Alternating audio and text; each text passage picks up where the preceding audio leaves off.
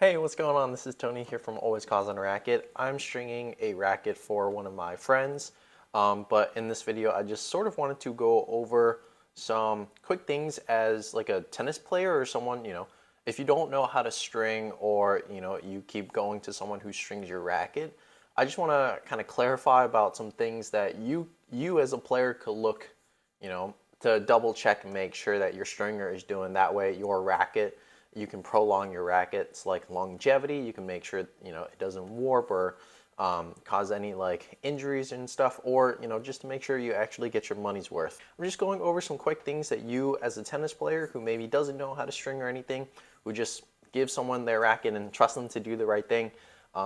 This is some quick tips on how you can just double check and make sure that your stringer is doing everything hopefully correctly. Just to start off, I think one of the most important things, and here I'll try and like show up close, I'm using like a tripod. The most important thing that I'll notice from some players is that or like from some stringers, is that they clamp way too tight on the strings here. Sometimes you'll see a lot of like marks or anything. If you check through your racket here, and if you see any huge like dings or like marks, that's actually coming from the clamp. So it probably means that the stringer or person, or the clamp itself is stringing on way too tight. That could actually damage the strings and could potentially, cause early breakage. So stringer, you should ask how their process works. I personally think like a good like small test is to see if they string on one side, like one half side all the way here, and then do this side, or the way that most certified stringers do is they kind of do three, then they do the next three and a couple more, and then they do three on this side, then they do three plus two, then two here, and they even it out. That helps with the tension throughout the racket instead of putting stress on one whole side here and then doing the next side. So that's a really good test just to make sure that you can ask your stringer how they actually do it. Or like any certified stringer can tell you that consistency is key, and that's just how it is. That's how they're taught, is to be consistent. So one important thing is to always make sure the logo is facing up. And you can also help, you can also tell right here if this is the logo facing up, or also if you look here, this trademark is, this is the actual logo pointing straight up. So, you can always double check and just tell your stringer, hey, just make sure when you're stringing the racket, please have the logo facing up for, especially if you have 2, 3, or 4 rackets, you want the same thing. Another thing, that you can ask your, stringer is, do they have a knot function? So a knot function, if I'm tying at the last, last mains right here, or even the crosses here, I want to string at a higher percentage. So usually I think I just do like 10%, to tie these off. The reason is because when I take off the clamps, sometimes these will lose tension when you tie off. That's just, how it is. So you want to go a little bit higher, so then when it loses tension, it sort of evens out.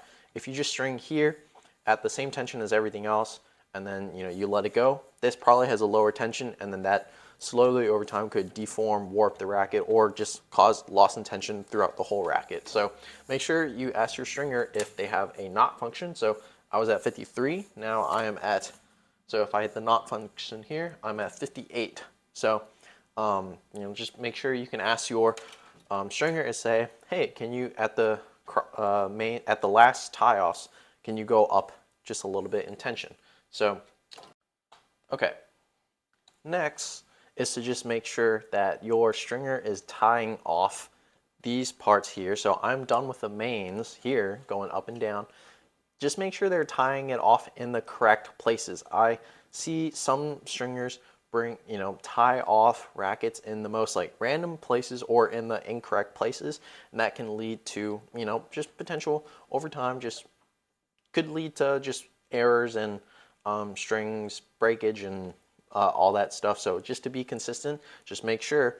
You can even go online, you yourself can go online and just say, and find your racket and just say string pattern or tie offs, and it'll tell you which tie offs to actually put the racket in. So that they do that because if your racket somehow breaks or cracks or whatever, and the first thing they're going to ask you is, did the stringer string it correctly? Did they tie it off correctly? And if not, that manufacturer will just say, well, that's their fault. It's not our fault. So that's one thing just to make sure that you can ask your stringers to say, hey, make sure you tie these off correctly. Another thing that your stringer can do, so you can see right here, hopefully you guys can see, sometimes I see way too many people just not pulling this all the way through and leaving like such huge gaps. What that means is that when I let this go, all this string here, all this like the stuff that isn't tied off, and it's lost. Once I unclamp it, the string will lose already like a few things of tension, a few pounds of tension. So that could, most of the time that just means your stringer doesn't have the right tools or is being lazy and not pulling all the way through. So just make sure this part you can see, you can tell your stringer and say, hey, make sure this is tied all the way through. I don't want to see any gaps here. So I'll show you what it looks like.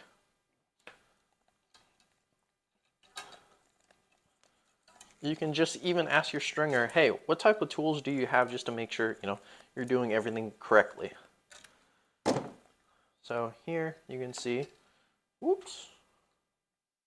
Here you can see correctly, there's barely any gaps. I'm pulling the strings all the way through. You can't really see much here, right? Okay. And another thing is that I see some stringers cut way too, like, they don't cut enough. So sometimes I'll see them cut like this. See, and that's like almost sticking out of the racket right here. You know what that means? It means if I like accidentally get this caught on my shirt or my skin, this is completely scratching me. This is actually going to hurt and whatnot. So, just make sure you also ask them, hey, make sure you cut this enough. That way it doesn't hurt me. So, see?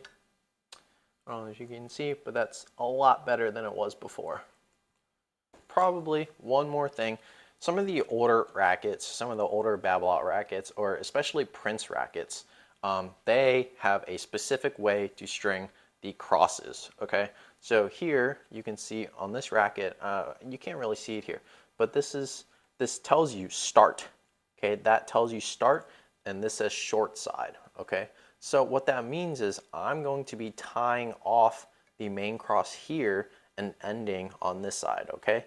So I'm going to start here since it's a 19, I'm going to end here and start here.